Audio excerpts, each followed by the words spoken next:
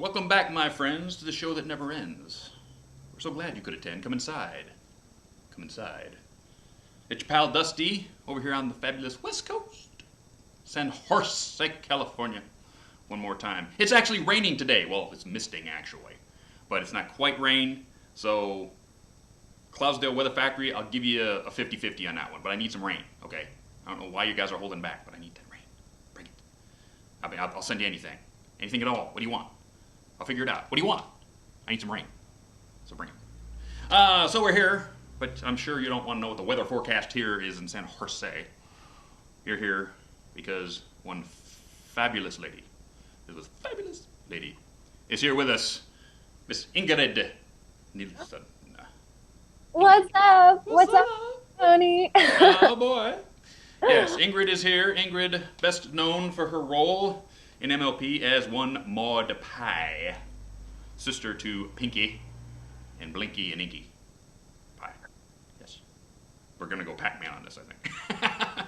But, yeah, we're here with her, and fabulous welcome to the show. We would love to have you here. Really, really, really happy you decided to show up. And with all of that, you just went to DerpyCon South about a month ago. You were in Rainbow Rocks for this nice little comedy bit. We're going to talk all kinds of stuff. So let's get our script up here and figure out how we want to get this thing started. Script.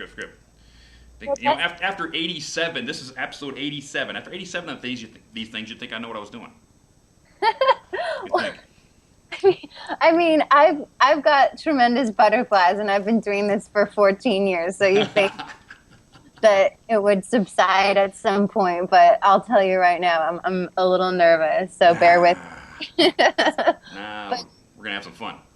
Yeah, we are. We're gonna have some fun. So first question is the question I ask everybody nowadays: what are some of the cartoons and comics that you watched or read as a child, or are still watching to this day?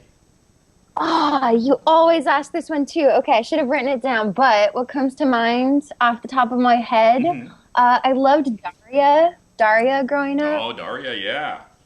And I feel like Maude has a little bit of Daria in her. She has a lot of Daria in her, doesn't she? Yeah. So that's one of my inspirations for the show anyway, but in terms of, I mean, I grew up watching Strawberry Shortcake, so it's to be on that show now, the new generation of it.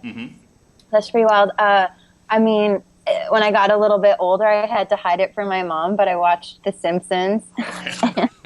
And South Park. She wasn't down with those ones. But, yeah, and a little bit of Futurama. I mean, the list goes on. Ren and Stimpy? Oh, my gosh. That was my late night watching. There you go. All the time. Yeah, that explains a lot. And Ran. Yeah. Glazed ham. Yes. Cute, but so like treacherously hideous at the same time. I love Ren and Stimpy. They have a special place in my heart. Yes, special place in the cockles of my heart also. Yes, very, very old. I actually have a VHS tape of a pencil test of Ren and Stimpy. I bought it at a convention probably 20 years ago. Wow. Somewhere. Yeah. That's hardcore. That's hardcore. But let's see. Second question, and we're gonna get these out of the way right now, right in a hurry. So we're gonna put up some Maude over my shoulder, and these are gonna come fast and furious. So, favorite rock band? Ooh, I mean, I grew up with Nirvana, and I mean, if you go even further back, like Bob Dylan, Joni Mitchell, Dusty Springfield, Jimi Hendrix, Biff Naked is a Canadian that I like. The Beatles, if you want to get really classic. But my female, kind of, I don't know. She's like, I have a secret woman crush on her. Is Brody Dahl, and so she has a solo career now. But she started out in the Distillers, and she had a group later called Spinneret. Yeah. What about Bare Naked Ladies? Bare Naked Ladies, as for a Canadian, I mean, yeah, I think that they're awesome, and they're also under the label, or they were at one point, Network Records, which Hey Ocean is under, and I go to their shows as well. So, yeah, Metric's also a Canadian rock band led by Emily Haynes, and she's a rock goddess in my opinion. Cool. Favorite Rocky movie? Rocky, as in, like, is this a general question or like? No, this is Stallone Rocky 1, 2, 3, 4, 5. I mean, when you asked Rocky, I thought you meant more like along the lines of, I don't know. I watched Planet of the Apes recently. Well, there you go. Planet of the Apes is good. There was rocks in that. There's lots of rocks in that. And The Land Before Time animation. Yeah, there was so many rocks. There wasn't enough greens to go around. That's true. Favorite type of rock? I was actually looking this up before the show because I don't know what the name of it is, but it's blue. Topaz. And, maybe. What is it? Topaz? It might be topaz. I mean, my birth name is Jade, so Jade is always close to my heart. There you go. Some Jade. Okay, favorite rock song? Rock song. Oh, see, now you're gonna stump me. Well, I mean, right now I'm listening to this Brody Doll track called "Don't Mess with Me," and I think everyone should look it up because it's like a power song. If you're feeling like in that like don't mess with me mode, definitely crank it. Cool. Are you a fan of the Rocky Horror Picture Show? Oh my gosh. Yeah, I mean, all the way. I was going to try and think of a rebuttal, like, straight from the movie, but I think that a lot of them are inappropriate. A lot of them are inappropriate, but I'll tell you what, do this. Put your hands straight out at the camera, like this, and we're going to come towards each other, then we're going to go straight up to elbows, and we're going to come straight back down. And just walk away. Okay. Okay, I know you've been prepping for this. So, yeah, ready. Do you have a rock poem for us? Oh, actually, here, hold up. I'm gonna, I wrote a haiku. Ooh, haiku. Yeah, but, I don't know if it's, I don't know if it's so much about rocks. Oh. But, okay. Favorite rock poem. You know what? Sometimes I just like to keep it simple, so this is a haiku called Simplicity. There you go. Love short sentences, makes life more manageable. Sigh. Keep it short, please. Like a rock. I have one here that was written by my wonderful girlfriend Amy. Amazing. Hi. For you and Pinkie Pie. Oh. And it goes as this. Sisters is the name of the poem. Some ponies don't get it. And that's okay, I suppose. I am earth. She is lava. I am flat. She is explosive. And together, we are igneous and solid as a rock. Amy. Yes. That's so beautiful. As for you. On your show the other day when she came home and gave you a kiss. That was the sweetest moment. She is the cutie. Yes, she is. Love, love, love. Yes. You've not only done voice acting, but you've done a bit of on-camera acting also. Tell us a bit about those experiences that you've done. It's a whole other beast being on a film set. Like, it's kind of like Pinkie Pie and Maude. Like, when you're in the studio recording, it's orderly, even if it, yeah, it's like very contained. You only focus on your voice and into the microphone. On set, there's like blood and guts flying at you and like crazy time constraints and all of these people trying to make it happen. And when I say blood and guts, I'm specifically referring to my Supernatural episode. So you're saying that you aren't doing teenage slasher flicks now? Well, I actually got a role in one time, and it was so gruesome that I actually had to turn it down because I just wasn't so cool with the stuff that they were proposing. Ooh. Fortunately, yeah, because I hate to say no to work, but this was like, I can't even repeat some of this stuff. Okay, right? we won't repeat any of this stuff. But I mean, just say teenage slasher flick, and that's enough. Yeah. Like for Supernatural, it was a stunt, and so I was literally flying out of the way. They pulled me out of the way of this gunshot where they fired like tomato sauce and cherries. And if you see the episode, you'll see why. It's actually quite tragic, but we can laugh at it now because I ain't dead. So, in case you're wondering, my mom called me after. She was like, "Are you okay? I just episode." Okay, I'm going to get up here. I got to find my list of peak chores real quick. And there was number 5. So right now I'm at, here we go. Next. Let's see. Is it true that you turned to yoga and its meditation practices to help you with your acting career? You know what? I think inadvertently, yes. Like at the time, I was just looking for something to manage my stress, and like I'm fairly public about the fact that I have had a lot of anxiety to deal with. Just like I guess that's the type of person that I am. Like I tend to overthink things, and so yoga was this place where I could just go and almost kind of turn off the chatter of my brain. Okay.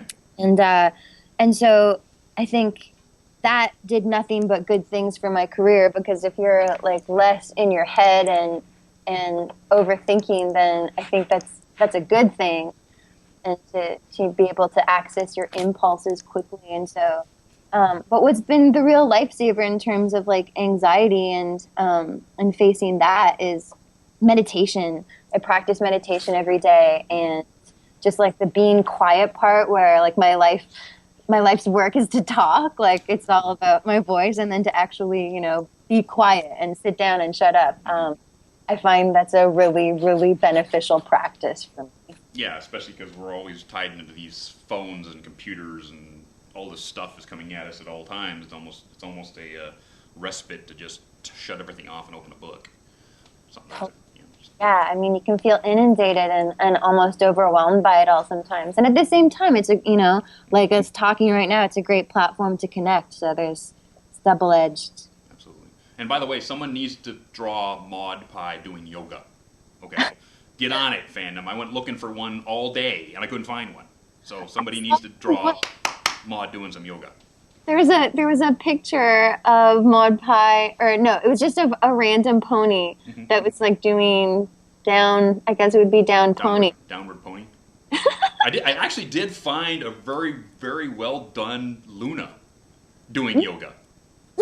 And I was going to use it. But no, this is more about Maud Pie. So it's like I might use it in the rear, but I don't have it right now. But that was kind of cool. I like that Luna. So whoever did that, you did an excellent job on that one. Having a nice, calm center must have been critical in voicing Maud. How did it come about that you actually got this gig? Having a nice what, Dusty? A nice, calm center. You with the center, and you got to be nice and calm when you're doing her voice, because you have to be, steady like a rock. But how did it come about that you actually got this gig? That's a good question. I mean, it's so long. It feels like so long ago. I realize it wasn't now, but at this time. But when I was recording it, I had just come back from Japan, and I've been living there for a while, teaching some yoga and doing outreach work in Fukushima. And I think kind of what inspired me to create the character Maud when I was auditioning for the role was this feeling of kind of being Scarlett Johansson in Lost in Translation. Okay. Just sort of feeling like that the Japanese were tremendously kind people. I loved everyone that I met there. And at the same time, I at times felt isolated and kind of on the outside. And I think that's sort of where Maud is at. Like she is a little isolated and on the outside. And so, like, how do you embody that, and how do you bring it into your voice? I think it was kind of this, like, very not musical, whereas, like, the Japanese language is so, like, arigato gozaimashita. Like, it's so musical and beautiful. And so Maud was kind of, like, the opposite of that, and very, I mean, you're right about, like, finding your center. When I voice her, I'm as still as possible. Like, I do not move a muscle. Okay. So, I can see that because it comes across in the voice. Yeah, I think it really reads. I mean, generally I'm that person that like will knock things over with my hands because I'm so excited. But Maud really tested me to be very calm Well, that's kind of cool. And as requested by you to me over Twitter, tell us about that low point in your day-to-day. Tell us what happened. Oh my goodness. Well, it was a really unfortunate surprise, especially for the slug that I stepped on. Oh no. Yeah, he was an uninvited guest in my living room, and I was doing something, and then all of a sudden there was this tremendous squish under my foot. Oh, no. And usually I would have escorted, a visitor like that outside, but it was the tragic end to this little slug. Oh, man. Oh. Tragedy in Slugville. I know. Well, even spiders, like, I'll do my best to try and escort them outside. But... Outside. I like you, but outside. Yeah, Right? right? Not paying rent. That's sad. How was it being reunited with your strawberry shortcake brethren, both Andrea and Ashley? And, right, on the show. Oh, you mean when I did My Little Pony? When you did My Little Pony and you came in and there's Andrea and Ashley and then you come in and you're all working on strawberry shortcake or are still working on strawberry shortcake. How was it being in a room doing different characters than you would normally do with them? Yeah. Oh, I love that question. Well, I think that, I look up to Andrea and Ashley so much. And so just the opportunity to work with the whole cast was such an honor. But then the fact that I knew them personally from 4 seasons on Strawberry Shortcake, I think it made me feel more at home, that it wasn't just, nobody was a total stranger in the room, but just the fact that we'd worked so closely together. And I mean, Andrea and Ashley's professionalism is what really inspires me. Like, they are so on it with, like, the 2 characters that they each play, that I think that I was more just fascinated with their mad skills of being able to switch back and forth so quickly that I was, like, taking mental notes and learning from them. Like, they amaze me. Yeah, it's crazy watching Andrea go flip between Pinkie Pie and Fluttershy because they're so dynamic opposites. Between the little shy pony and the great gregarious Pinkie Pie. But with Ashley, Applejack and Rainbow Dash are almost, they're both almost the same character. But it's like when Andrea goes back and forth between these, it's like, wow, how do you do that? Yeah, especially in Andrea's case, it is difficult to tell the two are voiced by the same person. I mean, Andrea has this incredible way of voicing Pinkie that seems to have this enormous energy. And when you see her voice the character, like, it's fascinating to watch. Let's see, from your constant, let me get another slide up really quick and get back here. From your constant Twitter feeds, it seems that you are quite the free spirit, as it were. How does it feel having all these bronies accept you into the herd, as it were?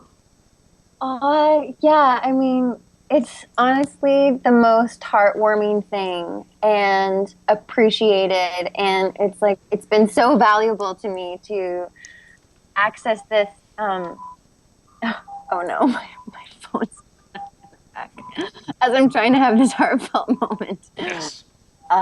Okay, but what I'm saying is, it feels like the opposite of high school. Like, it's like we're over the high school, like, excluding and cliques, and it's just like this really open field for exactly the things that the show stands for: friendship and, having someone's back. Like, I had to ride home in the rain last night on my bike, and all of these people were like, you can do it, and, bundle up, and on Twitter, and I felt that positivity, and I feel like, what exists in the Brony community is this tremendous positivity and support system.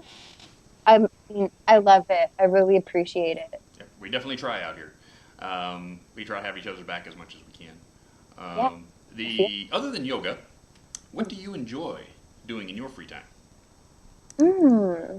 Well, today I was doing laundry. But I'm talking about something you enjoy. I know. Well, what I'm getting at is, I think that, like, my life can get so crazy and involved in so many different things that that sometimes doing like really mundane things is so satisfying.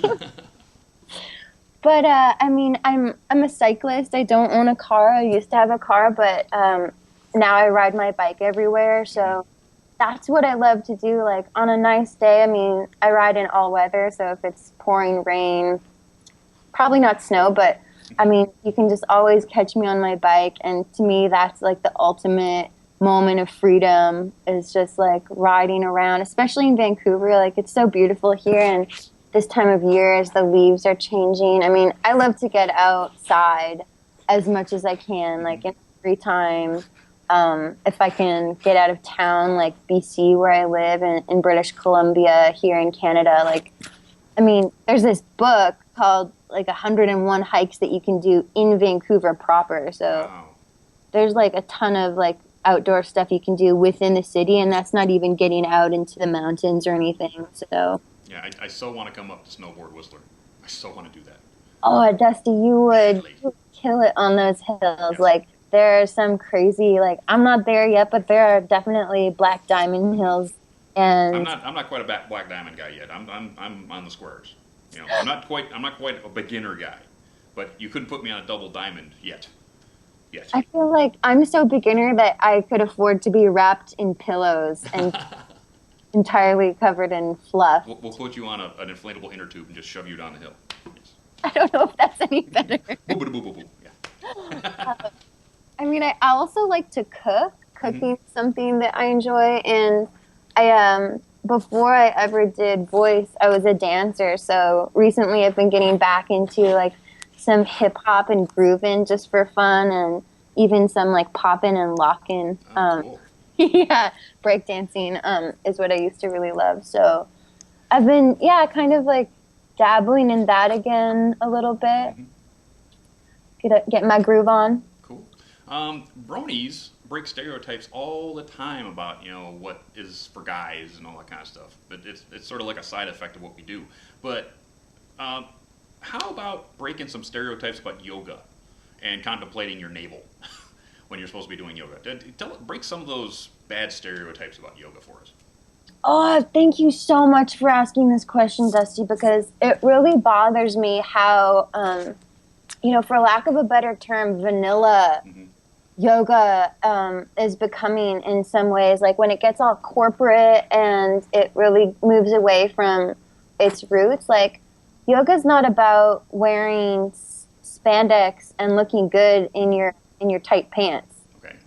Like it's exactly the opposite of that. It's about like accepting yourself as you are, and it's a practice of doing that. So it's not something that's a given. Like it is the practice of self-acceptance, and that's huge work. Like that's the looking inward and into yourself and finding those places where, you know, maybe you don't embrace yourself fully, and maybe you are too hard on yourself. And for me, it's really about that like stress and anxiety piece, like managing it, learning to recognize that you're more than, you know, your doubt and your negative emotions.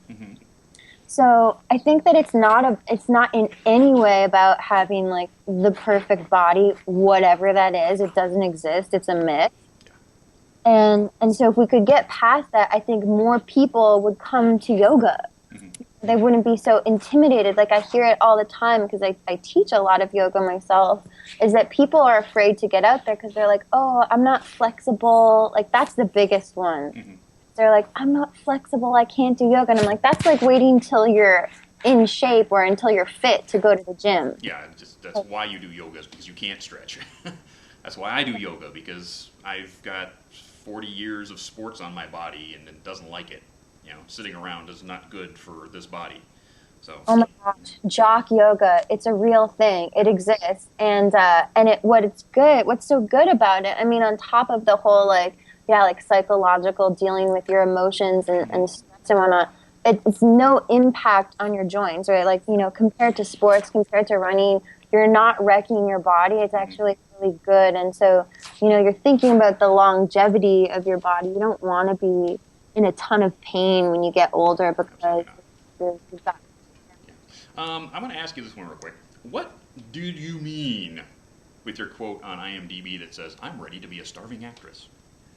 You know what? It's funny because people find that one, and I don't even think I said that. I mean, Really? IMDb is kind of messed up in that it's really difficult to change something once it's up. I know. I mean, you can get all sorts of incriminating things said about you on the internet. So I would say, like, number one, don't believe everything that you say. Okay, that's why I asked. It's like, didn't make any sense. I mean, I think that it was a long time ago when I was doing an interview for a news article on a feature film that I did called Falling Angels. Okay. And I was 15 at the time, and what I was expressing was that, like, I'm ready to take the plunge into full-time acting. Right.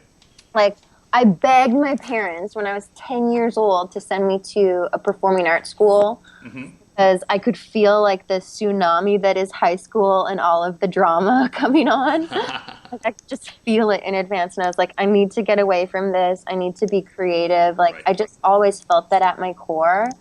And so in this interview, what I was expressing is just that, like, I feel so ready to step into this path, that of an artist, of an actor. And, you know, it's not easy work. And, I mean, yeah, a lot of artists struggle to make ends meet. So I think that that's maybe what I was referencing, like, in terms of, you know, maybe not getting to be the $1 million baby, but, you know, just dedicating myself to this path.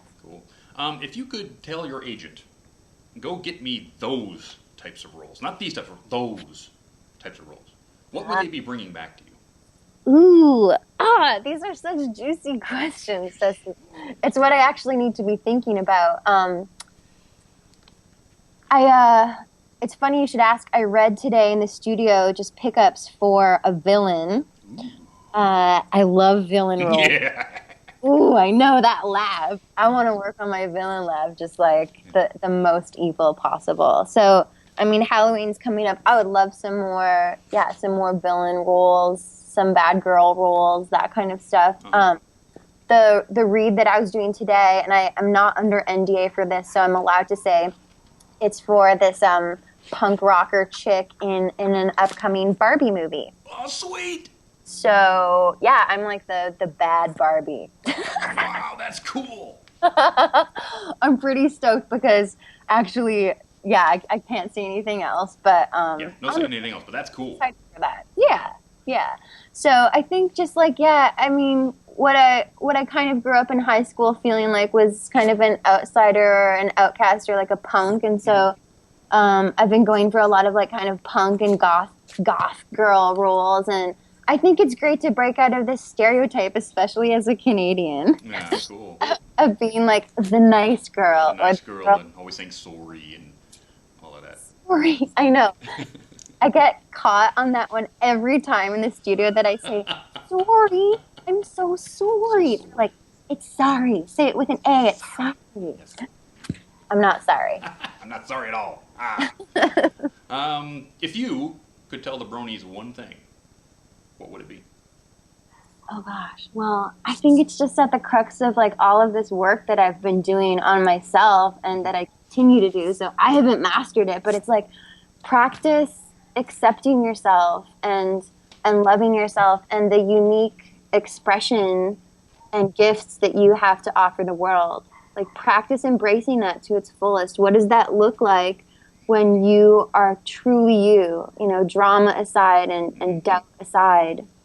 What does that look like? And I mean, I think the Brony community does an amazing job of recognizing the talents that exist within. There's some amazing artists. There's so many. And I think everybody has a place and something really beautiful and unique to offer. Cool. Awesome. Well said. So we're going to go commercial right now. Yeah. And when we come back from commercial, we're going to go through upcoming conventions. There's only 2 left this year, 2 big ones. We're going to go through that one more time before they come. And then we're going to get into a little charity work. And after that, we're going to get Screwball in the call to ask your questions of this lovely lady. So stick around. Don't go nowhere. We'll be right back. Yay. Pie Family Rock Farms. Since 1594, the Pie family have been bringing you the finest rock this side of the Griffin Kingdom. their rock was quarried extensively in the building of Camelot Castle and has the blessings of Princess Celestia herself. Come on down and pick from the finest in raw quartz, limestone, shale, marble, and slate. And remember to visit the gift shop for t-shirts and backpacks from WeLoveFine.com. That's right, WeLoveFine.com for all of your pony needs. And remember, you won't take Pie Family rock for granted. That's right, folks. Pie Family Rock Farms. If you want your granite, go get it there, because they used all of that rock to put up Camelot Castle back in the day. Great-great-great-great-great-grandpappy Pie sold them the granite to put up Camelot Mountain. It's true. Trust me. Just ask Maud. She knows. It's true. It is true. It's true. It's true. So, it's true. With that is Pie Family Rock Farms. And if you want any really cool stuff, go to WeLoveFine.com, because they get everything you need, pony style. Also, if you're going to go to Nightmare Nights Dallas this weekend, you can get all your stuff there, too. Tons and tons of things. Pixel Kitties will be there. Everybody's going to be there. You should be there, because they're going to have people like Natasha Levinger and Jim Barrow and Tabitha St. Germains and Britt McKillop, Amy Keating Rogers, Heather Niffer, Josh Haber, Emmy Larson, as well as Full Papers, Sherry Bolton, and myself. So Sherry being White Dove Creations, who made that right there, that wonderful Celestia. So don't miss out on this. It's going to be huge. Huge. And then 2 weeks from then, November 7th to 9th, Ponyville Cider Fest, Milwaukee, Wisconsin, which I will again be at, and so will this nice lady. Yay. Will also be there. So, yeah, Michelle Krieber, Ingrid will be there. Sam Vincent will be there. We don't see Sam very often. Black Griffin, Saber Spark, Psycho Griffo, Colin McDaniel, and me are all going to be there. Special events, they got a cider bar with both aged and adult beverages, a VIP cocktail hour for just the adult beverages. The Grand Galloping Gala will be there. Also, an apple pie bake-off, which I'm going to force my way into being a judge for. I don't care. I'm going to be on that panel. So, because I like some apple pie. So bake a bad apple pie and bring it. And don't forget the Saturday Night Rave. Bring your glow sticks. Going to be lots of stuff going on. There's also going to be a special concert with a Krieber band that includes Black Griffin and Andrea Libman. So you want to get in on that. PonyvilleCiderFest.com shall be there. So go double check everything that's going on there. Okay, charity work. We're going to let Brony's the Musical go for another 2 weeks, because they only had a week of their charity because of the derpage that Livestream did for us. So we're going to let that go till the next show. So they're going to get 3 weeks for theirs.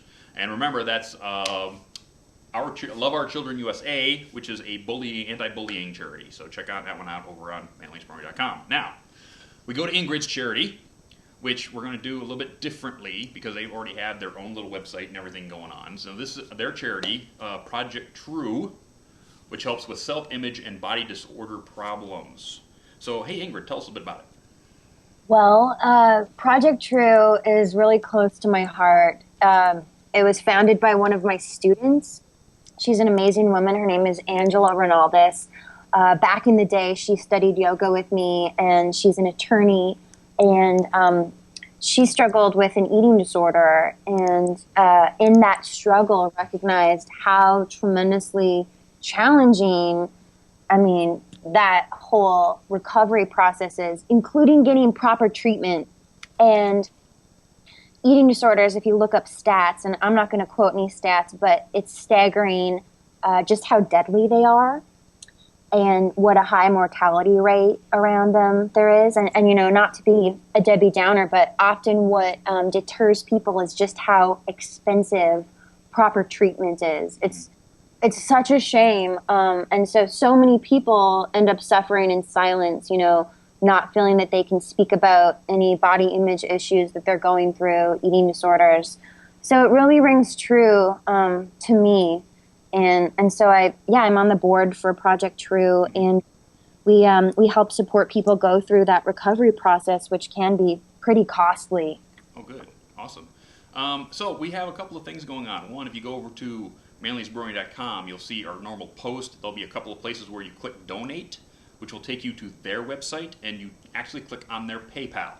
Okay, so go ahead and use PayPal to donate to them. They will keep track of the names, and in 2 weeks they're going to give me those names, and then we're going to draw for this set of prizes over here. So anything, if you give us anything at all, you're going to be in a drawing for this stuff over here. Another set of My Little Pony McDonald's toys from 2012. The entire set. You can't find these anymore, so if you don't have them, you can get them.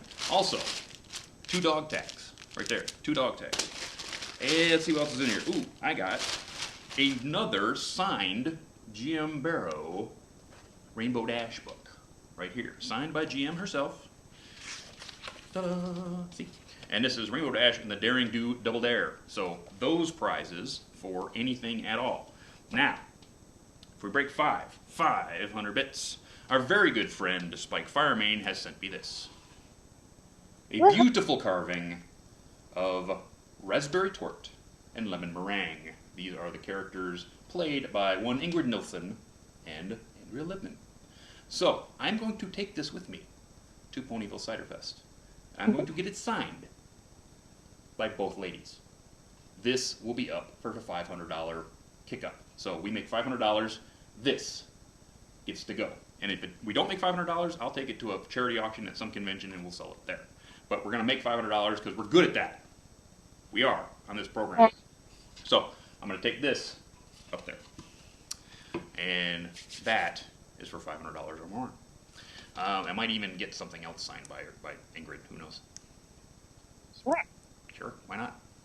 Also, announcing right now, our good friend GM Barrow, who we just gonna have that book over there, has just announced a contest. She likes to throw these up every now and then.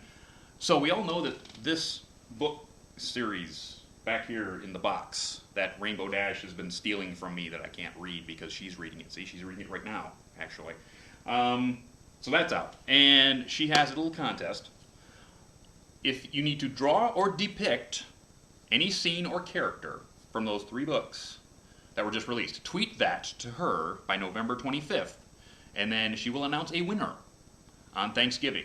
The prize for this little contest is her own Daring Do plushie from Cutie Corral, signed by GM Barrow.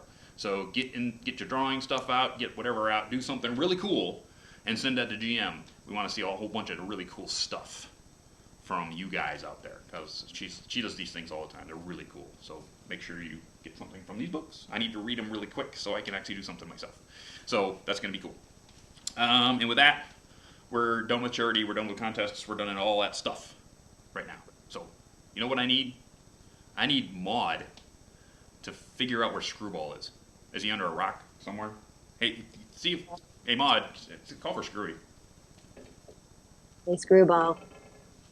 Where you at, bro? I'm right here. Oh my goodness, I love that. There he is. The Screwball is here. Isn't that hard to use that voice without wanting to just smile the whole time? I think, you know what? I'm smiling right now on the inside. Smiling on the inside. You're just an overall happy person. Yes. Right. So how are you guys doing? We're doing awesome over here, my boy. Really well. Yeah. I want to just say a quick shout out to my friend Jeff, who's currently watching. He's not a brony, but he's just came on out of freaking nowhere. So I was like, oh my goodness, Jeff. And we've just been chatting it up while I've been taking questions. So I just want to say hi. Questions of the taking, which means you have a list. Oh, I have a list. Oh my goodness. Let's do it. So this one is from Spike Firemane. You might know him, Ingrid. He was the one that carved those carvings. Oh, yeah. I know Ed. He's such a very sweet, amazing, talented artist of a man. Yes. He's amazing. He was just wondering if he liked the carving of Maud for you and the 2 carvings of Raspberry and Lemon for your charity. Do I like them? Yes. Oh my gosh, my heart's about to burst right now. Ed, you're so sweet. You know, I wish you guys could see right now. On top of my stereo, which is like, my stereo is like it's my very centerpiece in my home, sits the carving of Maud Pie that he... So it has a very central place in my home, and just the, you know, the amazing talent and compassion that went into carving that and all of the hundreds of ponies that he's made. I really appreciate it, dude. Like that. Yeah, of course. I love it. It's so colorful. It really captures mod. We all have one ourselves as well, and I just still love mine. Thank you for this one. Spike Firemane. I never really got to say it to you personally, but thank you. There we go. So this one is... There's a lot of rock pun ones, by the way. Do it. This one's from Flare Cobra. Do you think Maud would like the Rolling Stones? I mean, I think that Maud likes the whole roll and rock that they started. You know, do you like the Rolling Stones? Yeah. Good. My tongue is out as I'm saying this. I like a lot of rock music. I mean, a lot of 90s stuff as well. That's kind of like the era that... Oh, yeah. Rocking out a lot. I'm the same way. I like to listen to radio, 90s radio all the time. You're such kids. Come on! I'm listening to like hair metal. I'm all 80s. I've got like the Guns N' Roses hat on tonight, even.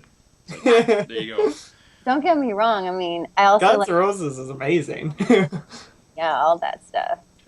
I still love some of those classic, like rock. I still love listening to too. I even love listening to like the Beatles and stuff. We're gonna say I grew up to listening to the Beatles, the Beach Boys, that sort of thing, all the time. Cool.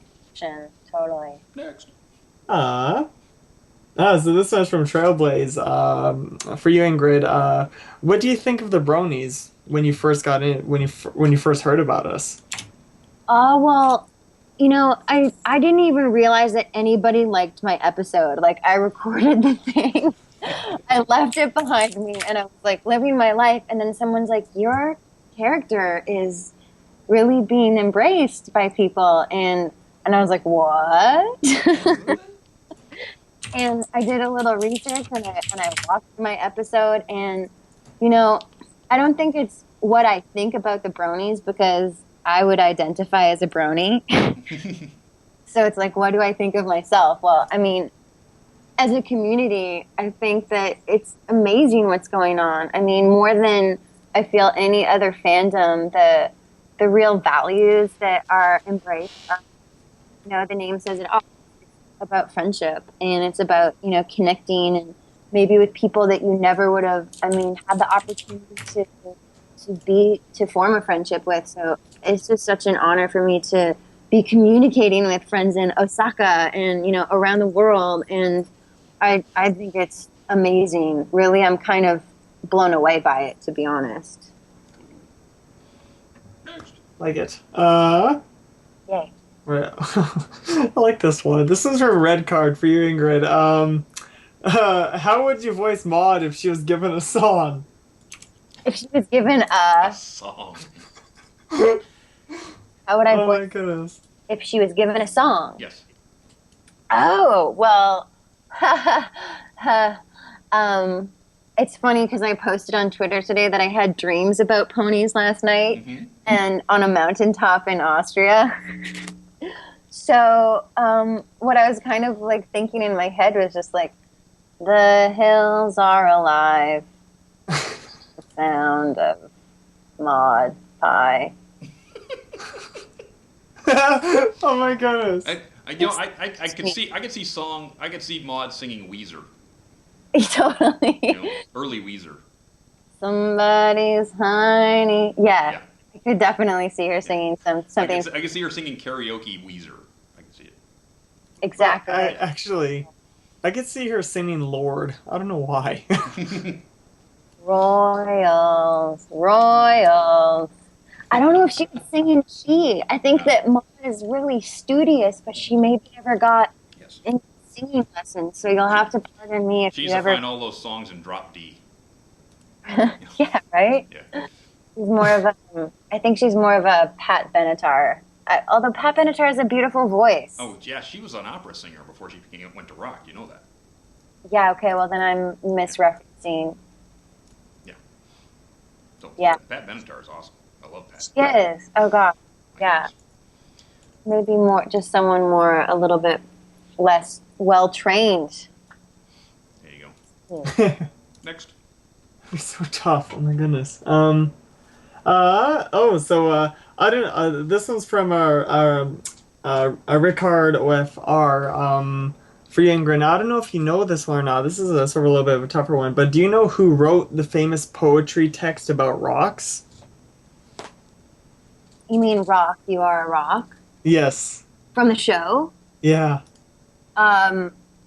Is this a trick question? Like, does the person know and they're quizzing me? I'm not too sure. I don't know. I don't even know what the I would answer think is the to writer that. of that particular episode wrote it. You would think. I mean, yeah, I could look back through my script and see the specific writers where, like, usually Megan McCarthy is quoted, and she's amazing. However, I'm also aware that she has a team of writers, and they come up with some just crazy creative stuff. I mean, So somebody out in the studio audience, look up who wrote Maud Pie. I don't have Yeah. that. Yeah. So, figure out who wrote that one. Next. This one's also from Ricard.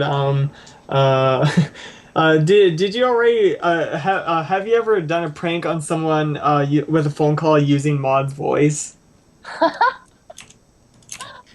oh my gosh, you're inspiring some ideas in me. I can't say that I ever have, although I have used this phone service before where it's like a pre-recorded prank call. And they say, it's like this sassy guy, and he's like, hey, you scratched my car. And I forget what it is. I think it's like prankcalls.com, but you can you can prank call someone, and it's a pre-recorded message, and then you listen in on it. It's so my brother used that once on me, and he used Dr. Phil, and I actually fell for it. He actually got like all these like enormous, like the entire screen's covered with buttons, and if you can memorize where all the buttons are and be a really fast clicker, you can make it seem like he's having a conversation with you. And I have a question from Boulder, who's here today. Boulder is with us today. He actually flew in for the show, and he asks, "Where's his residuals?" that right? I don't think he residuals, Boulder. I'm sure they don't. For Hasbro, Boulder. Yeah, I think that's for Hasbro, not for Ingrid. She was just a co-star. God, rocks in their going to their head. Sheesh. I think they're a rock star or something. That one was good. Jeff, I mean, really, Dusty, you're just setting yourself up for that for quite a while, weren't you? Yeah. I set that one up for a while, guys. You better appreciate that one. I love you. Appreciate you for that one. Yes. Just the puns. A little rock collection here with that me. one was for you, MA. Larson. Next. Oh my goodness. Oh my goodness. I lost my track for a second there. I'm trying to recollect my thoughts. Okay, so this one is from James Justice! Resident superhero! I'll stay Brony, my friends. Who is the scourge of soggy milk? He puts the cornflake in its place. What does James Justice want to know this week? Actually, he has two, actually. One is, Ingrid, was it difficult to deliver Maud's lines in a monotone with a straight face? I mean, we kind of talked about this, like, it was something where I had to, like, hold completely still, like, to deliver them as straight as possible. I just kept all of my muscles not moving and kind of clenched, actually, like... Yeah, it actually did require some physical control. I would say any scene you had to do with Pinkie Pie, like especially when they were making, apple cider, and she's like smashing the apples with the rock. It's like, let's taste it. You come over there and like Maud gets a cup, and all of a sudden Pinkie Pie douses it and goes. It's like, how did you not laugh your buns off? Actually, when Andrea did that. I should bring a rock with me so I can bite a rock when I go to laugh. But in the meantime, I was honestly biting my fist when I was in the studio because there's so many moments like Andrea or Tabitha, like they crack me up. Peter knew, oh my goodness, like if I'm in the studio with them and I'm recording serious lines, I can't even look at them. Like Peter will like stick a pencil up his nose and then I burst out laughing. It's not fair. But but yeah, they're funny when they're just working on the spot, and oftentimes they're ad-libbing and they're off the script, and so I'm kind of thrown through a loop. So yeah, it can be challenging because they're just so darn funny all the time. Jeez. Goodness, sorry. I was bringing a lot of questions here. Actually, also from James, he wanted to ask you, Ingrid, what are your plans for Halloween? Oh, nice. Well, I haven't posted my twins on Facebook yet or Twitter, but I have 2 carved pumpkins already. So I love carved pumpkins, and I'm gonna actually go to a pumpkin carving party. I think on. You know what you should do, Ingrid? Tell me. You should carve Maud Pie into a pumpkin. What? And then send that picture to EQD. My mind is officially blown. Because they're having a pumpkin carving thing. Yes, they are. So Ingrid Nilson carves Maud Pie into a pumpkin and then sends the picture to EQD. Oh, I'm more of a stick figure drawer, but I feel like Spike Fireman could do that. Like, he would be the pro in terms of carving anything, including a pumpkin, I would think. Who knows? I mean, I was just invited to an animation Halloween party, I guess. There's a studio in town here, Atomic. So that there's a few possibilities. I mean, last year, I just dressed up as you know what, Dusty? I feel like I dressed up as you last year. I had this big mustache, and I really killed it. Oh, if you have a picture of that, I gotta have it. I'll have to do some digging, but hopefully... If you have a picture of that, send it to me. I gotta see that. Okay, I gotta get that to you. That'd be funny. Okay. Next. That's me when I have to look through these countless questions. So this one is from this is from Whoalicious. For you, Ingrid, have you yet been asked for an autograph on a rock? Oh yeah, that has happened, and that has actually been the end of many a Sharpie pen. Yeah, Sharpies don't like rocks. No, I mean, especially if they're in any way like bumpy on the outside, like like this one, like an andesite, or like ones that. Yeah, I mean, I have yet to get my degree in rock science, but yeah, signing rocks, I've done it. I like it, but it's the sharp. Bring her smooth rocks, people. Don't bring her jagged rock. Bring her a smooth, nice rock. But I'm just happy because I think it's so adorable, and the fact that someone will treasure this, this rock, I think it's really sweet. Bring in a diamond. Actually, one question I didn't ask you at the beginning was dogs, cats, or rocks? You know what? I mean, I own a rock collection and like precious stones. I'm allergic to dogs and cats, much as that explains why you have a rock. Yeah. Yes. Yeah, I mean, don't get me wrong, I love kitties and puppies more than anything, but they make me sick. Oh, ain't good. Next. I'm actually allergic to cats, but that doesn't stop me when I go over to my friend's place. He has 5. What? I can spend some time around them for sure. I love Do you them. start like sneezing and stuff like that, or? Like itchy eyes, and I have asthma, so I have difficulty breathing if I'm around cats for too long. It's really unfortunate on my behalf. So this one is from Dirty Ken. Question for Ingrid. Do you like Rock and Roll Jeopardy? I like all Jeopardy, actually. I mean, I can't. I have to say my sister's much better at Jeopardy than me, but yeah, I feel like I would outdo her in rock and roll Jeopardy. Mm. She's actually the rocket science of the family. She's in med school right now. She's going to be a doctor. Wow. So we actually are quite the polar opposites. Cool. Whoa. Whoa. I'm getting feedback for a second there. Did we lose you? Nope. No, I'm here. Okay, good. No, good, it's good. I was getting this like sudden like really loud bass going on for about a second there. It's gone now. It's good. Nice. Great. There were many survivors. So this one is also actually from Dirty Ken to you, Dusty. Have you made any new cooking videos recently? I have not. We are actually going to be completely gutting this kitchen and rebuilding it next year. So, and there's really no real good angle to do a video. It's kind of weird. So we might have to put the cooking videos off until next year because of the way the kitchen is laid out. But we might do something for the holidays real quick.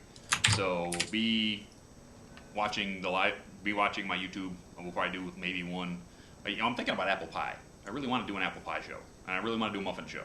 So we might save muffins for when the kitchen is redone. We might do an apple pie for the holidays. So keep your eyes to the YouTube channel. Hopefully something will come up before Christmas. This make me hungry. Speaking There's of no one home. Dusty, when you figure out how to be a judge in the apple pie contest, Yeah, can you bring me with you? I will. I'll slide you pieces of pie. Exactly. I don't think I could be a judge. Like, I don't think I could decide which is best because I really love pie. But I want. Cool. Next. Ooh. So this one is from Pink Pearl Apple. Ingrid, I'm sorry I didn't get to see New Orleans, but I could only pick one con to go to. How was your New Orleans trip, though? Yeah, tell us all about that. Well, DerpyCon South. I mean, gosh, as my first con, it blew me away. Like, that I can't. I'm like speechless even thinking about it. It was such a good time. Mm-hmm. I had so many. I met so many amazing new friends. I mean, just to give a shout out to Daniel Boudreau on Twitter. He's PallyDan7779. Pally, yeah. Yeah, he just really showed me the ropes of New Orleans. Like, he was so accommodating and hospitable. You know, everybody at the con was so kind, and the organizers did an amazing job. I had some, just really sweet encounters with people that are fans of the show. And like, when people get starstruck, like, I get that because I was telling Dusty earlier, like, I get that too. When I saw Dusty at the preview for A Brony Tale, I like couldn't really talk to him because I felt really shy. Oh, jeez. I know, but like, I get that way. I get, you know, when you meet someone that's like, oh, that person, I really admire them. Like, I understand that people can get whatever you want to call it, like starstruck, but I'm just the most normal, like, usual person. And so, just to like explain that to people at the con, like when they wanted a photograph or an autograph, and I was like, you know, I appreciate you. I appreciate your dedication to the show. And, I mean, yeah, so it was a positive experience overall. And I loved, the comedy panel that I did. I mean, I'm into comedy, even if you wouldn't guess it. And seeing a new place like New Orleans, it was totally magical. Like, just to be in this like swamp-like environment. It was, I had the time of my life. I really did. I've got some pictures that I'm going to post up on Twitter this Thursday for Throwback Thursday, and it's like me blowing bubbles. And like, I did a music collaboration with this amazing guy, Kez, who he was an awesome musician. So, I mean, not to go on, but I can't wait for Cider Fest and for more cons like me. You know what would be great, Ingrid? Tell is me. if somebody brings you to their con, that you have a Saturday morning yoga session. You know what? I tried to organize this in New Orleans, and there wasn't the space to do it. But maybe now that you've suggested it, Dusty, like, because I was like, oh, maybe that's weird. Like, oh yeah, people will think that's weird. They don't. It's not.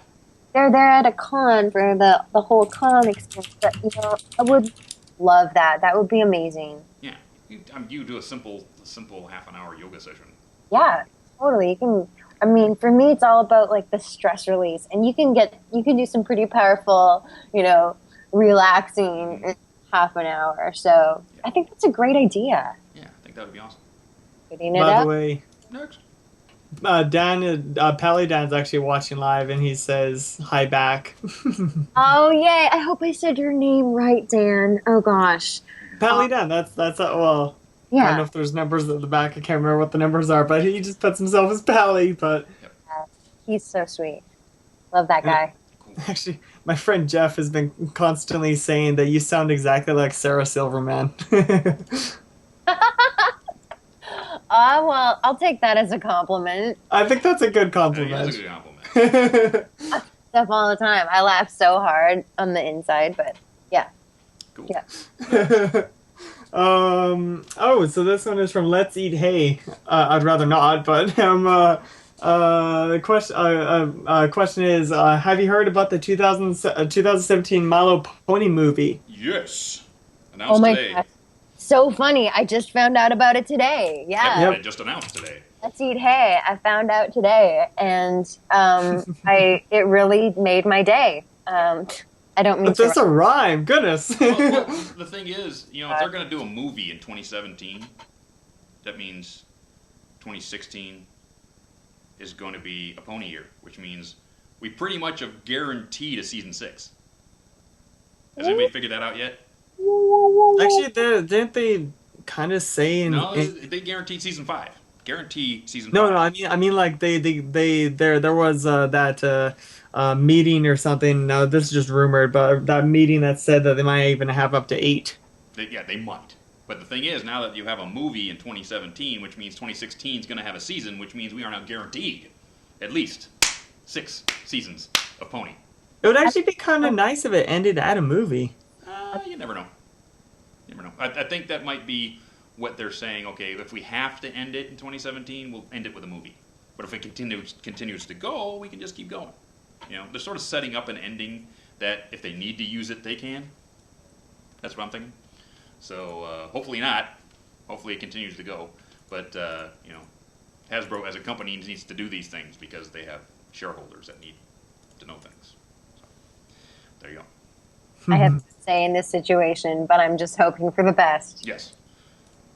Oh yeah. Well, didn't they actually say that the people that worked on what was it again? Was it an animation? One second, I'm pulling a Equestria Daily right now because they said that Megan McCarthy is co-producing. Yes, co-producer. But they said the guy who did one of the Ice Ages. What is that director's name? I don't remember. But he's actually going to be the writer of the movie. Interesting. Yeah. That's gonna be pretty cool. That's going to be pretty cool. Lots of comedy in there, probably. So it's going to be good. It's going to be good. Positivity around here. Yay, funny. Yes. Next. Oh, sorry, I was zoning out hard there. Oh, here we go. So this one's from Trailblaze. To all, if you had one wish about season 5, other than it to be here, what would you wish for? Okay, repeat that one more time, Screwball. What would be the one wish about season 5? Like, what do you wish to happen in season 5? I mean, Dusty can answer this one too, right? Oh, yeah. Yep, Oh, everyone, yep, if you want. For everybody. Yeah. You want me to go first or you want to go first? Yeah, you go. Okay, Nico.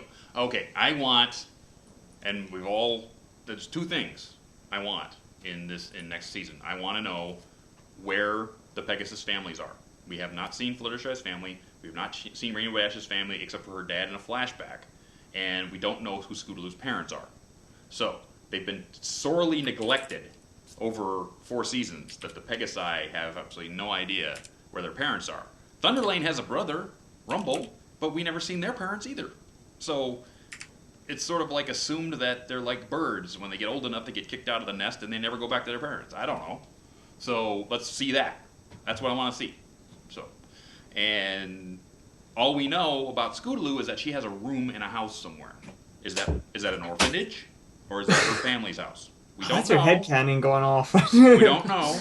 So, well, at least we know she doesn't live under a bridge in Detroit. But that's all we know.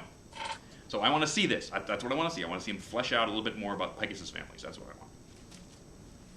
I love how specific you are, Dusty. That's awesome. Thank you. Screwball, do you have anything? More mod. More mod. That's More so mod. nice of you. Oh, when she showed up in Rainbow Rocks, I freaked out. I loved it. Yep. You know what? I've got it. I got it. Season 5, 3/4 of the way through, Maud Pie is actually on an archaeological dig in Saddle Arabia with Daring Do. Ali Zotto comes around to steal the Golden Sphinx. And they have to get, because they are so different from each other, they have to learn to work together. Because Daring Do works alone. She doesn't want to work with Maud. And Maud, of course, is a little off, off by her own too. But they have to figure out how to work together to get the Golden Sphinx back from Ali Zotto. I like this. I like this. Megan McCarthy, call me. You have my number. Well, I mean, I think that whole idea of collaborating is something that you might see in season 5, and I mean, I would just love to see I'm just all of season 5 because I don't know what's going to go on either. I mean, self-serving as it may be, like maybe more mod, but also I'm a big fan of the Cutie Mark Crusaders. I'm just going to say that right now. So anything that they do, like any songs especially, it's just any song period really warms my heart. Like the Daniel Ingram, Yeah, he's good. He's where it's at. He has a moderate amount of talent and a small pinky. Yes. We need to see the Manhattan branch of the Cutie Mark Crusaders. And maybe Ingrid could actually voice a new Crusader. You never know. What? You never know. Ooh. I would love to. I can do young. I swear I can do. I can hear it. I can hear you can do it again. Yeah, I can do it. You can do it. I believe. So this one is from Silverhoof to Ingrid.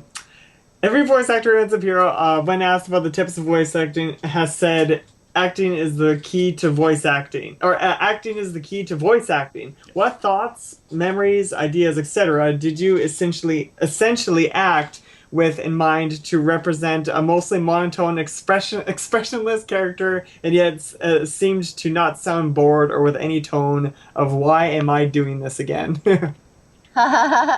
Who asked that question, Screwball? Silverhoof. Oh, Silverhoof. That's such a thoughtful question. It's kind of, it's like what I spoke about already, that at the time when I was voicing Maud, I felt kind of, having come back from Japan where I was feeling some isolation there. Mm-hmm. I think that it was just like her voice is kind of a reflection of feeling things very much in an intimate way, like not expressing them on the outside. And I don't think that that's because she doesn't feel. I think that she's just so much, she contains it within herself. Mm-hmm. And I would have to agree with that. It comes back to the very core of your acting training. And this past week I posted 3 fundamental tips of my own experience that have been really relevant for me as a voice actor. So you can look back through my Twitter feed and find suggestions. But yeah, the number one tip up there was a vocal coach or a singing teacher, because that's your foundation. Anything that you do to understand your instrument, it's like the way that a piano player would go to a teacher, or a trumpet player. Like, your voice is your instrument. So I think that just being able to do monotone is another facet of being able to express what this whole vocal range of the instrument is. And it's pretty diverse. I mean, if you look at, like, I was just looking at the IMDb of the voice actors on MLP today, and you see how many roles they do.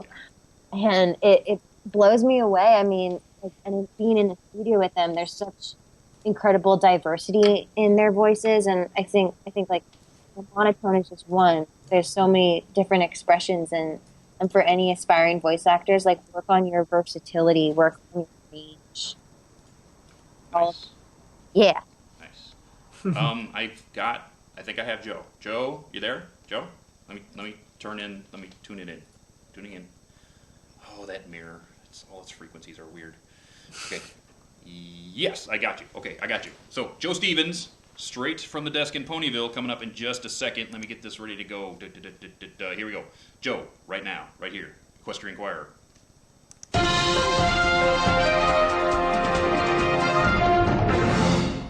Thank you, Dusty Cat. This just in. The organization known as the Ponies for the Prosperity and Perpetual Betterment of Bats, or are up in wings over the poor treatment of bats by Ponyville resident and ironic Microsoft fan Applejack.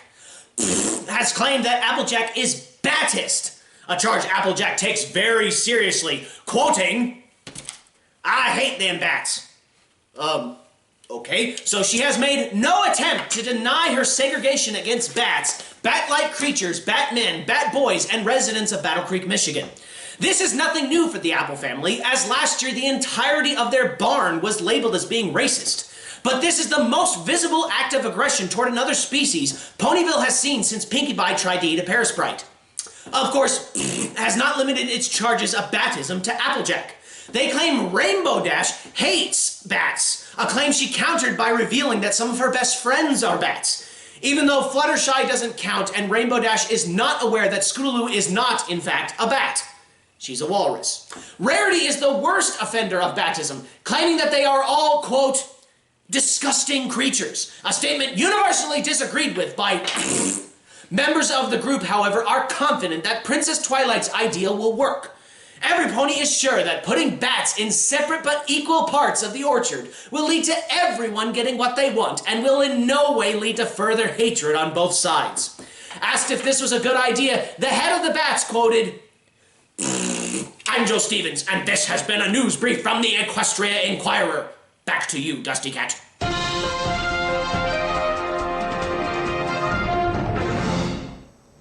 One, I can't believe that there's actually a group out there for the preservation of bats in Equestria named but that they would actually go after sweet, honest Applejack. I mean, I really can't. And she's not baddest at all. I mean, I've had conversations with Applejack. She doesn't hate Louisville Sluggers at all, actually. She uses them to actually smack the bats. So, it's not at all. You know, Joe is at the bottom of all the news, the bottom of that apple barrel of news coming out of Equestria every time we turn on the show, so don't miss it every time. So I don't know what kind of story he's going to come up with next time, but he's on top of it, trust me. And we're back with one Ingrid Nilson, so we need to have more and more questions. Oh, yes. Yes. This one is from CFK. Question to all. Do you think Maud and Trixie have met? I saw that question. I mean, obviously not on the show, but Equestria doesn't seem to be like such a big place that we wouldn't have at least run into each other. Considering that Trixie did actually work at the rock farm that was referenced in season 3, I'm sure they've met. I'm sure they have. It's quite the workplace. In fact, Ingrid, you need to check out this Tumblr, Trixie and Maud Tumblr, Maud Pie Tumblr, because it's really funny. Yeah. Okay. Yeah, they basically like they don't become I'm not sure if they become a couple in this yet. I haven't read it all, but it's just hilarious that the interaction between the two. The person who's writing and drawing it is just really, really funny.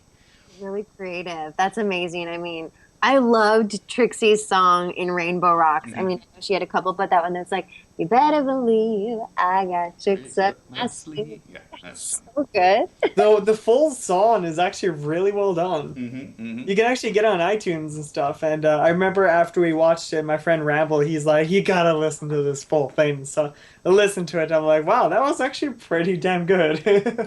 yeah. That'd actually be kind of funny if somebody took that and made it into a metal song. They made it into a dubstep song. They did, actually. That was good too. That was good, yeah. It had a hint of dubstep in the original too. Yeah, actually, there's a hint there. I think you can hear a little bit of wubs. Daniel loves the remixes of his music, loves it.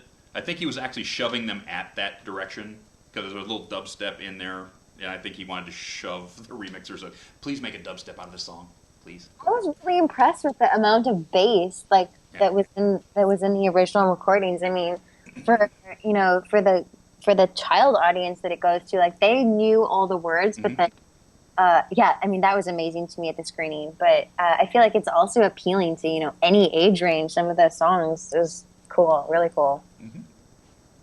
I also loved the music of the villains. Yeah, the villain music was absolutely off the chain. We haven't had something like that since Chrysalis, so I just loved it. I kept replaying it over and over and over again, and any of the other ones. I mean, Kazumi, like another example of an opera singer. She blows me away. Like I was there at the screening in Vancouver at the Tinseltown Theater with Kazumi and with Vincent Tong for Rainbow Rocks. And oh, Vincent, I love him. Vincent's an awesome guy. oh my He's such God. a good friend. I miss that guy so much. Yeah, I mean, I consider him a friend too. We did a film way back in the day for Nickelodeon, him and I together, and yeah, I have so much respect for him and for Kazumi. So, like they've got talent, and Kazumi and her singing. I mean, I could listen to her all day. Beautiful voice. Really beautiful voice. So this one is from Kuga. I'm not gonna say the full name because oh man, is it hard. You know who you are. To all, would a live action version of My Little Pony work? No. No. For one, no actress would sit there for the body paint. Okay, it's just they're not gonna. Like, could you imagine any actress sitting down and doing, the body paint for that? I mean, even if they did a human version, okay, like if they did a live action Rainbow Rocks, each one of the characters would have to have a different color. That'd be a little weird. It'd be a little weird, but I don't think they could do it. They might do a human version of a weird kind of magical girl type, Disney type afternoon show type thing. But that would stink.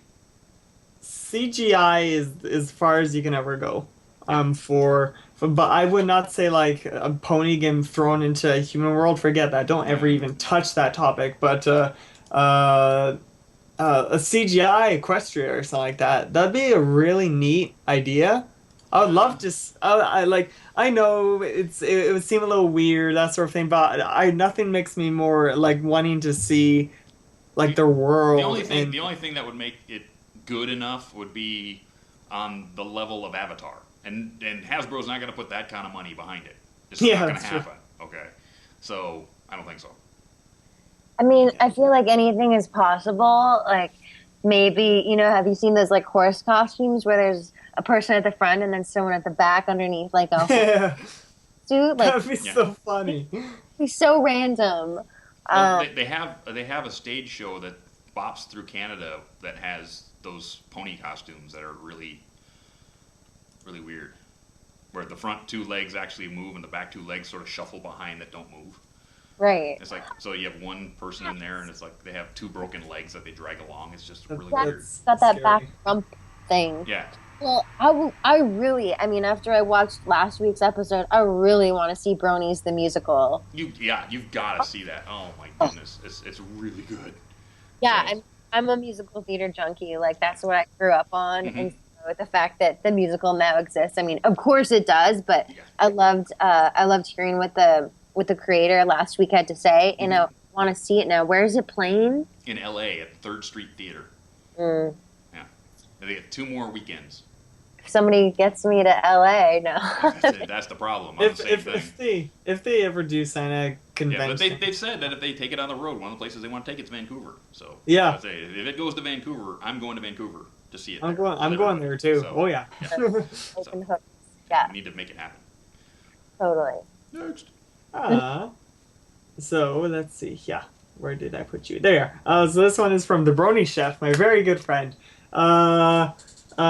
His question is, where was it? What were your thoughts when you got a call to voice a pony?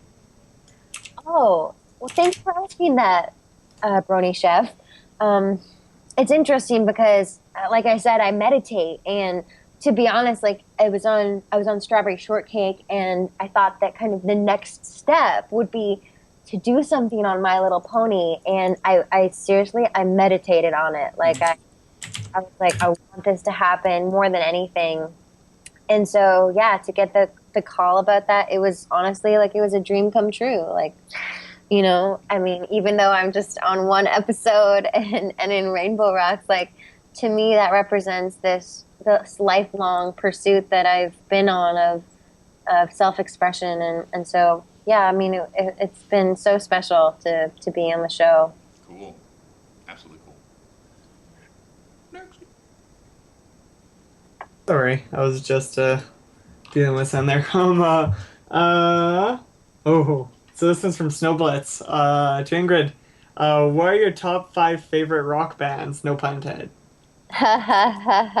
Well, okay, considering that we've talked about rock bands already, I mean, like I said, I love like classics like Jimi Hendrix and I mean, yeah, Bob Dylan if you consider it, Joni Mitchell. But my 5 favorite DJs would be Maya Jane Coles. I love her.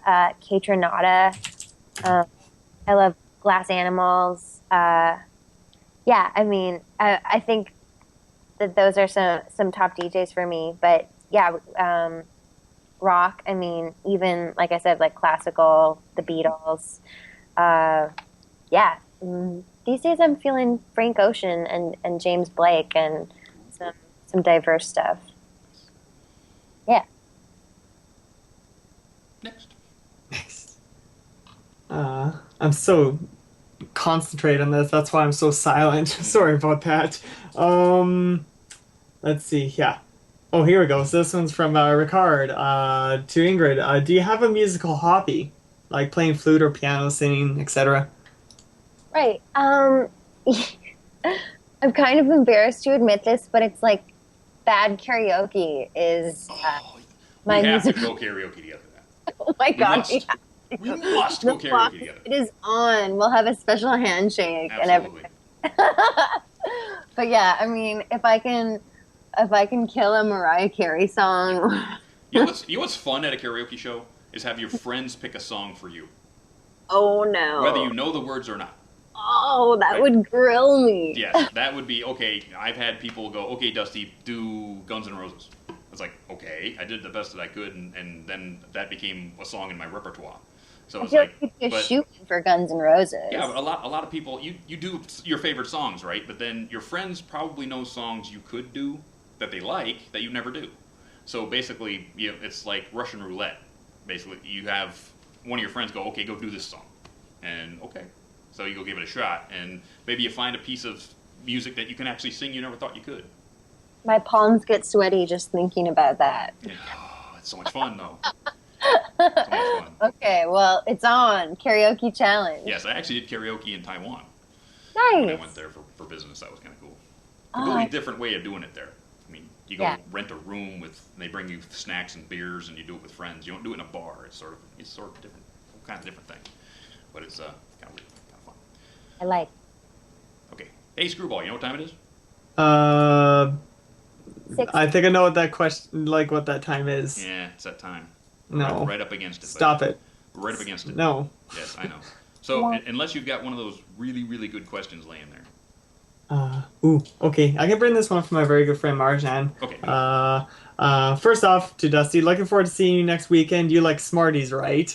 No, I like Smarties, Canadian Smarties. Yeah, Yes, Canadian exactly. Sparks. And also, he says I wish Screw could be there. I can't go.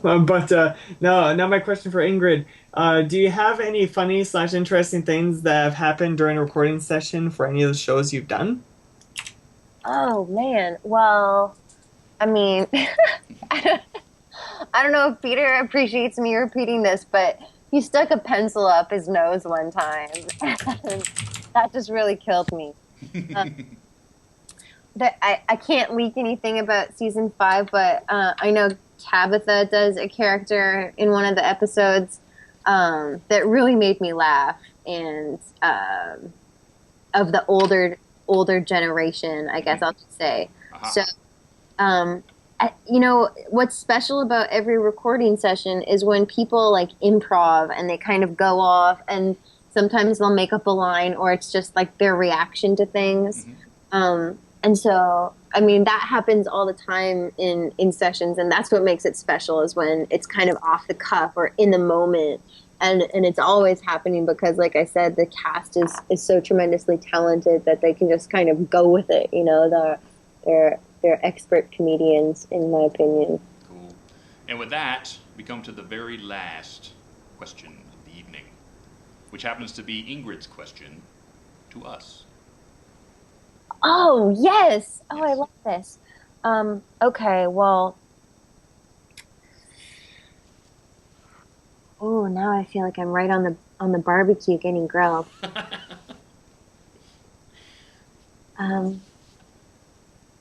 Well, you asked the same question of me. I want to know. You've probably said this, but you know, if you had one desired outcome or one hope that that you have for the Bronies, what would it be?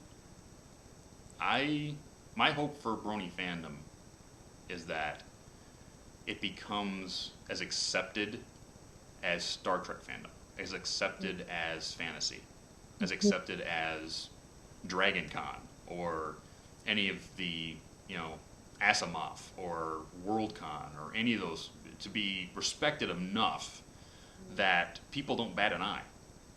It's just something that people love, like Star Wars or Star Trek or any of those, that nobody thinks twice about. Oh, well, you like a cartoon show, and I mean, it would take something away from what being a Brony is, but I don't really care. I would rather have people accept people for what they like and what they do than ridicule them for it. So that's my hope. My hope is that Brony fandom becomes mainstream, if you want to call it that. So I hope that the people that are in this fandom, when the show finally does end sometime in like the end of this decade, or further than that they stay together and that they continue to like and love each other and stay friends. I love that response, Dusty. I think it's so true. I mean, accepted by the mainstream, I think we still have some work to do in raising that awareness. Yeah. I mean, every young fandom's gone through it. Everyone. I mean, back in the 40s, if you were caught reading science fiction, you were weird because academia was all about hard facts, right? It wasn't about robots and planets and all that kind of stuff until you had really great movies, science fiction movies that came out that people started thinking, hey, that's entertaining. Maybe I should read that book, right? In the 40s, you got all these really great science fiction movies come out, which sort of got the public's interest into science fiction, and then it was okay in university to read science fiction or fantasy. And then as that went from the 40s to the 50s to the 60s, then you had shows like Star Trek come out on public TV, right? You couldn't think of that kind of show before, like in the 50s, right, or in the 40s. Right? There was no TV in the 40s. But what I'm saying, you know what I'm saying? It took decades for science fiction and fantasy to become mainstream, that people accepted it. Our fandom is maybe, since 2010, 4 years old? Maybe 5? So this Bronydom as it is very, very young. as a fandom, very young as a fandom. So give it time. Give it time to grow and breathe like a good wine, right? You don't drink a wonderful wine that's 4 years old. You drink a wonderful wine that's 25 years old. So give it some time. I mean, I'll drink a 4-year-old wine, Yeah. but it's just me. Yeah, that's just you. I can't drink wine. The sulfites give me headaches. But there you go. Okay, how about a 20-year-old scotch? You don't drink a 2-year-old scotch. You drink a 20-year-old scotch. Good way of putting it. Yes, there you go. So, and with that, we're at the end of the program. Sad as it is. Dusty. I know, sad as it is. Remember, everybody, that we have T-shirts at Redbubble, like this one over here. So we got this one and the old thing. We're just about ready to go get a new design. So the first design will go away. The new design will go up. This design will move up. And then, so if you haven't got the first one, go get it. Second one is here. Go get it. We'd love to see you wearing these at the conventions next year, because with it, you support the show, and the servers can stay on, and we can come back here and bring you wonderful people like Ingrid Nilson. Support the show. Support the show, please. So.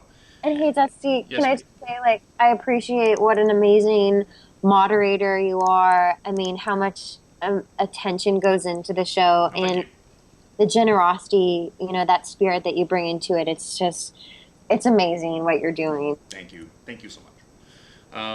One other thing, I am branching out a little bit, doing a YouTube show called This Old Bike, where I fix things on motorcycles. And the second episode is actually on my hard drive right now that I have to edit when I come back from Nightmare Nights. So be on the lookout for that on my YouTube channel, which is Dusty Cat Rhodes. So check it out there. Also, I'd like to thank some people, Ingrid, of course, for being here. Screwball, Amy, my wonderful girlfriend who you met last week, give me the smooch. Lance, Nathan, Cowboy Dave, EFN, and everyone out there that comes by when we turn that camera on and do what? Make dang fools out of ourselves. That's absolutely true.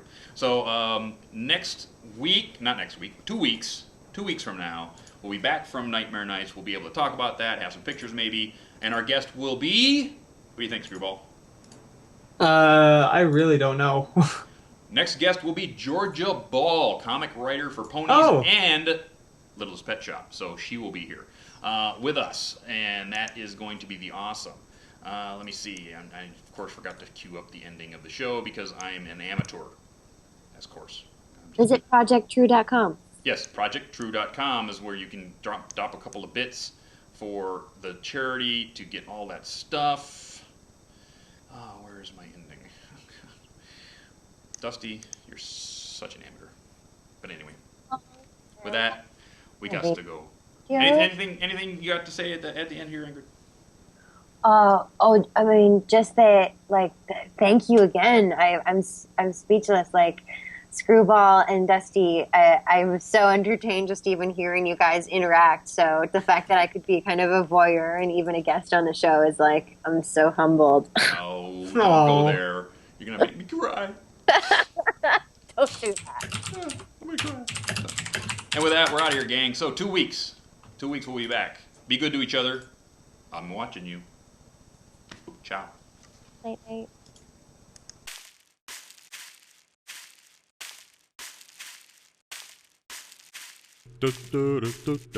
Good night, sweetheart. Well, it's time to go.